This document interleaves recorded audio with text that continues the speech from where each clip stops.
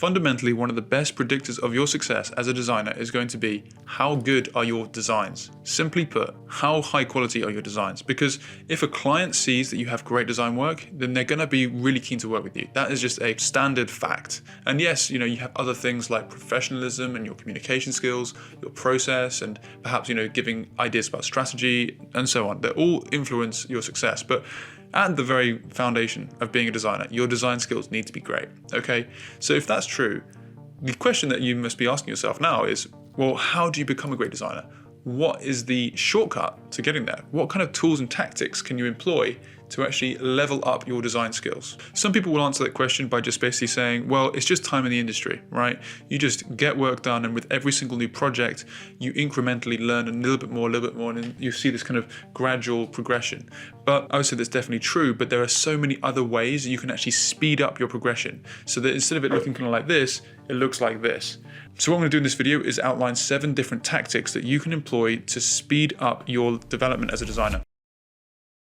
Tactic number 1 is to surround yourself with high quality design. The reason this is effective is basically you're going to start to absorb this design almost kind of through osmosis. If you surround yourself with amazing design in your life, in your day-to-day, you're going to automatically just start to absorb those different design decisions and different cues, and that's going to actually kind of automatically just come through in your design work. So the best thing you can do for this is basically just go on all your social media apps, whatever it is that you use, whether that's Instagram or Reddit or Twitter or whatever, and make sure that you're just following people that are producing high quality designs, so that when you're on social media, if you're scrolling, then at least you're getting some really great inspiration that you can start to bring into your mind and just kind of like let your subconscious mull over. And then when you come to design later on, you'll find that these ideas will kind of come back to the surface. So just look at your information diet and ask yourself the question, where can I bring in great design so that I'm surrounding myself with it?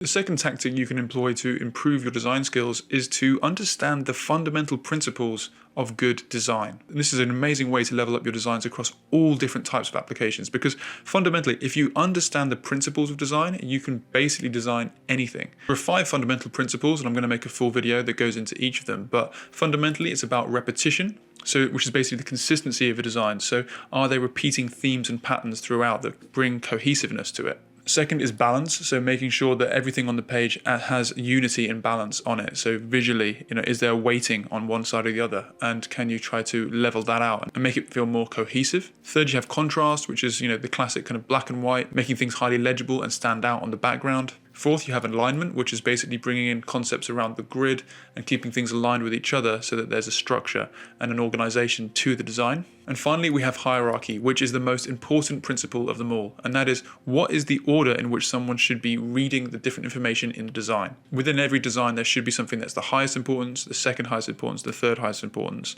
and really trying to stick to the rule of 3. And all the other 4 principles that I listed before all really serve the hierarchy at the end of the day. They all help the hierarchy be much clearer. So if you understand those 5 different principles and you apply them when you're actually thinking about design, this is going to be such an amazing way for you to make sure that your designs are at a high quality.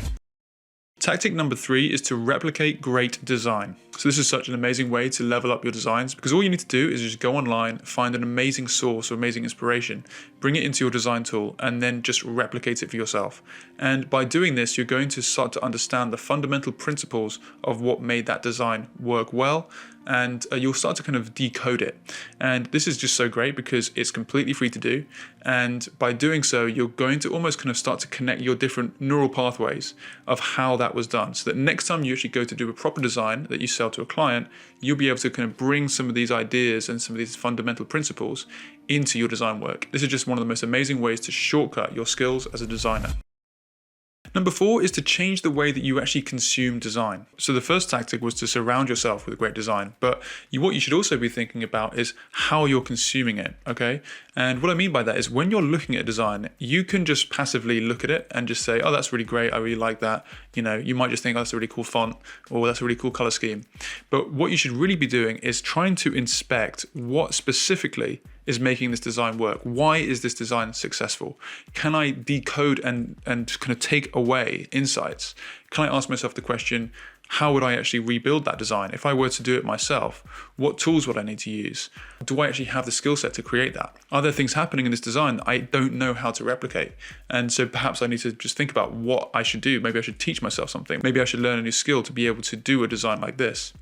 If you start to ask yourself these kinds of questions as you're looking at a design and you train your mind to automatically decode and deconstruct these designs, you're going to start to almost automatically start to learn and teach yourself how to do great design, even when you're just chilling out and scrolling through Instagram and just absorbing lots of different content. So it's an amazing way to almost supercharge your downtime.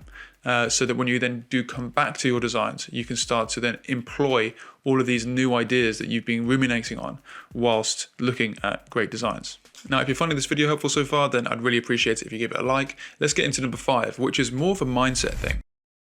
And this is to say to yourself, I have confidence in my designs. It is so important that as a designer, you believe in your own abilities. And a lot of this is just about mindset, about saying to yourself, okay, when I'm going to sit down at my computer and start to think of new ideas and try new things, you must come at that with a feeling of internal belief and confidence that you're going to produce something great. If you don't think that, then what's going to happen is you're going to kind of second guess and doubt yourself. Even when perhaps a new idea starts to occur to you, you might think, no, I'm not going to be able to do that. I'm not going to be able to achieve that. That's not a good idea. If you go into it with that mindset, it's going to actually restrict your ability to explore new ideas and progress.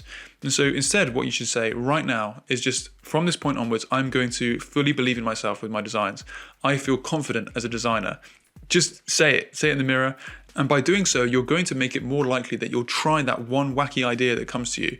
And you'll think, you know what, yeah, I'm going to give that a go. And it's often those types of ideas that end up being some of the best ones. Tactic number 6 is to simply have high quality inspiration sources. Really, designers are only really as good as their inspiration. That is the truth. And the best thing you can do here is basically make a list on any notes app and just make a list of amazing websites or amazing places where you can find really high quality designs. Then once you get a new project to complete, you can go back to that list, find some amazing designs, then you can take the inspiration and all those ideas and apply it to your project. This one is so important to understand because many designers feel like they need to be the complete source of all inspiration. They need to be able to just think of everything themselves. But the truth so often is that the best quality designs come when you look at great inspiration sources, you take them from multiple places and then you combine them into your own design. If you start to do that, it'll be the quickest and most effective way to improve your design outputs. And finally, tactic number 7 is to invest in courses or coaching, because sometimes the knowledge that you need to improve is in the mind of someone else. And it's really helpful just to get someone to come in to show you how things are done. And whether that's, an in-person design course or something that you find online, or if it's coaching from someone one-on-one, all these different things can be amazing ways to level up your skills at a very rapid pace. Because, it's one thing to just create a design and put it out there, but it's another thing to be able to kind of show someone who's where you want to be, who can actually critique your design and give you tips on specifically where you need to improve. And this is just unbelievably effective for making your progression so much faster. Now, if it's your dream to run a one-person design business, there are a couple free tools I'm excited to share with you. First is my brand discovery survey. This is what I send to my clients at the beginning of any engagement. This is an amazing way to kick off projects as it extracts all relevant information about your client. You can get your copy of the exact one I use for free using the link in the description. The second is the Freedom Roadmap. This is a step-by-step guide I absolutely loved putting together. It's basically an actionable guide that will help you run a one-person design business no matter what stage you're at. So if you want to find out where you are on the journey to freedom, there's also a link in the description to download that for free. Finally, if you're interested in getting coaching from myself, I do have a 3-month program that fast-tracks you to becoming a top 1% designer. During these 3 months, I will personally help you find and close high-paying clients, improve your design skills, create a killer portfolio, and fundamentally help you set up a one-person design business that enables you to design your ideal life. If you'd like to apply for the coaching program, just complete the form linked in my description. And please note that I only take on people that I'm sure I can help. If you're a great fit, then I look forward to speaking with you very soon. And if you haven't already, make sure to give this video a like and subscribe for more videos like this. Cheers and have a superb day.